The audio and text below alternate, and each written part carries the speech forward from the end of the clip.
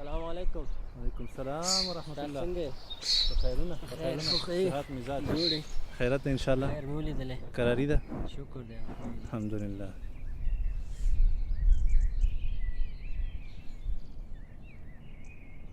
خیره زمانه ده به دا مولایان هم په فیسبوک کې نښتي دا روجې میاشت وګوره د دوی دا فیسبوکونه وګوره. لکه مونږ ته دي ویلې ما ته دي ویلې نو تا ته مې نه دي ویلي. مقصد چې ما دې بدګماني نه کړي. ګوره دا ما د قرآن شریف تلاوت کو زه به دا هغه کم لږ بې ودرومه که نه نو بدګماني خو دې رامندې وکړه. نن سبا خو دا بدګمانیانې ډېرې زیاتې شوي دي که نه. بس الله دې رحم وکړي. بدګماني دا ډېر یو لوی هغه ده ناوړه صفت ده که نه چې په چا کې. زه دلته راغلم ډېره ښایسته فضا وه نو دا میاشت هم د قرآن شریف میاشت راځه لږ تلاوت پکې وکړو.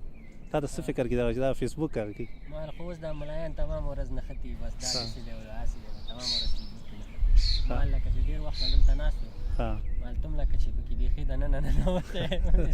نه ما د قرآن شریف تلاوت کو ځکه چې میاشت رمضان ده دې ته د قرآن شریف میاشت هم ویل کېږي. نو بدګماني باور وکړئ زموږ او ستاسو د ټولنه کې ډېره عامه شوې ده. خلک سخت بدګمانه دي په یو بل باندې که نه او متاسفانه له دغه بدګماني نه بیا حسد هم پیدا کېږي دروغ هم پیدا کېږي نور ګناهونه تر دې اندازې پورې چې الله جل جلاله قرآن شریف کې دغه بدګماني له غیبت نه هم وړاندې ذکر کړي.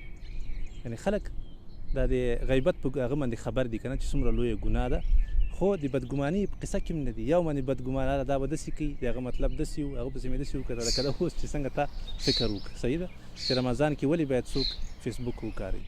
الله جل جلاله قرآن شریف کې فرمایي سورة حجرات کې چې ای مؤمنانو تاسو بدګماني مه کوئ ځکه بدګماني دا ګناه ده. ګمان په چا باندې مه کوئ ځکه دا ګناه ده. بیا هغه نه وروسته وایي غیبت مه کوئ. صحیح ده ځکه چې اول دې بدګماني وکړه بیا به غیبت کوي.